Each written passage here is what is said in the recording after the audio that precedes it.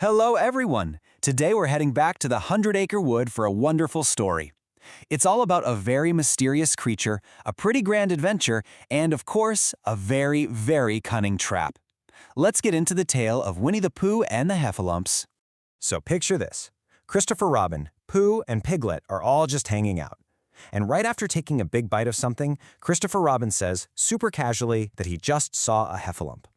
Well, you can imagine. This gets Piglet's mind racing with all sorts of questions.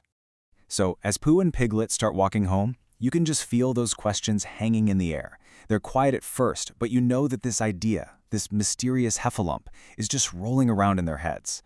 It's not until they get past the stream, where they can finally walk side by side, that someone finally breaks the silence. As they get to the 6 pine trees, Pooh suddenly stops. He looks all around, to make sure nobody's listening. And then, in this really serious voice, he makes his big announcement. And Piglet, well, Piglet's just quiet. Maybe he's a little bummed he didn't think of it first. Pooh lays it all out. His plan is going to need a trap, but not just any trap, a cunning trap. And for something that cunning, he's going to need Piglet's help. Well, this makes Piglet feel super important again, and just like that, he's all in. He immediately asks the big question, how are we going to do it? Okay, so Pooh's first idea is pretty simple. They'll just dig a really deep pit. He imagines the Heffalump will be totally distracted, probably looking up at the sky, maybe wondering if it's going to rain, and will just fall right in. But Piglet, who's always the practical one, brings up a really good point. What if it's already raining? Or what if the Heffalump just, looks down? Pooh realizes this might not be as easy as he thought. And that's when he has this brilliant idea. He completely flips the problem around and asks Piglet a very direct question. And Piglet, he doesn't even hesitate. He lays out the perfect plan. First, you'd make a trap. Then, you'd bait it with a jar of honey. Pooh would smell that honey, for sure, and he'd walk right in to get it. You can just imagine Pooh getting all excited just thinking about it. So there it is, the light bulb moment. A trap absolutely needs the right bait. Now, they argue for a second about maybe using acorns, but they both quickly realize that if they use honey, Pooh is going to have to be the one to supply it. With that all settled, Piglet says he'll get to work digging the pit, while Pooh heads off to find the honey. All right, so the plan is set. Piglet starts digging away, and Pooh Bear stumps off back home, heading for his larder. He's on a mission to find the perfect bait for their cunning trap. He gets home, stands on a chair, and pulls down this big jar. Now, the label says honey right on it, but Pooh, a bear can't be too careful. He remembers his uncle once saw some cheese that was the exact same color, so he decides he has to run a little test, just to be safe. So Pooh dips his tongue in for a big old lick, and then another one, just to make absolutely sure no one put cheese at the bottom as some kind of joke. Finally, with his deep, satisfied sigh, he confirms it's the real deal and takes the jar over to Piglet. Pooh tosses the jar, which, let's be honest, isn't quite as full as it was, down into the pit for Piglet. The bait is officially in place. They head home for the night, agreeing to meet up bright and early the next morning to see what they've managed to catch. Hours go by, and then right in the middle of the night, Pooh wakes up. He's got that familiar rumbly in his tumbly. He knows exactly what it means. He's hungry.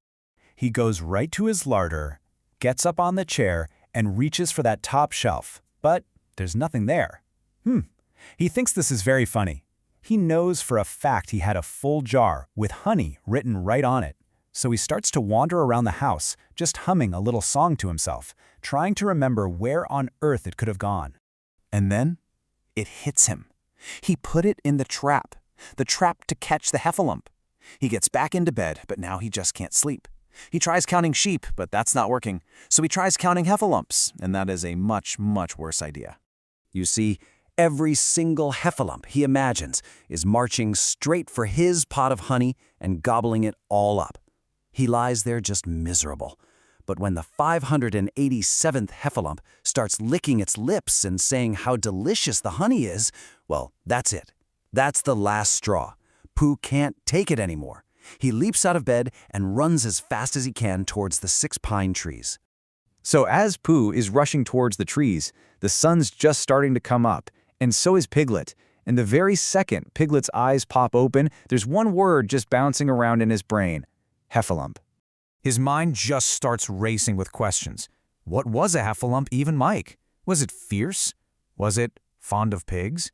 And if it was fond of pigs, did it care what sort of pig? Not knowing the answers is just too much, so he comes up with a clever plan. He'll go and take a very, very cautious peek into the trap all by himself. Now, here's the thing. Pooh had already gotten to the trap first, and, well, in his quest to lick up that very last little bit of honey at the bottom, he pushed his head deep inside the jar, and now it is completely stuck. He can't see a thing, so he's just bumping and stumbling around the bottom of the pit, trying to get this jar off his head. So, Piglet starts creeping toward the edge of the pit. As he gets closer, he's sure he can hear a Heffalump, just helumping about like anything. And at the exact moment he finally peeks over the edge, Pooh lifts his head, jar and all, and lets out this huge, muffled roar of total despair. All Piglet sees is this enormous, terrifying thing making a horrible noise, and he does not stick around for a second look. He just bolts, running as fast as his little legs can carry him, all the way to Christopher Robin's house, yelling about a horrible Heffalump and a terrible Huffle and an enormous big nothing. Christopher Robin, who's just getting out of bed, is of course very intrigued by all this. He slips on his shoes and tells Piglet, "All right, let's go have a look at it together." And with Christopher Robin right by his side, Piglet feels just brave enough to go back. As they get close to the trap, they can hear that strange bumping noise again. Piglet is holding on to Christopher Robin's hand for dear life. But then, a funny thing happens. Christopher Robin starts to laugh. And right as he's laughing, the creature bumps its head against a tree root. There's a crash, then a smash, the jar breaks, and out pops Winnie the Pooh's head. The second Piglet sees his friend, he realizes what a silly, silly Piglet he's been. He's actually so ashamed that he just runs straight home and goes back to bed with a headache. And that leaves just Christopher Robin and a very, very hungry bear, who walk off hand in hand to go have some breakfast.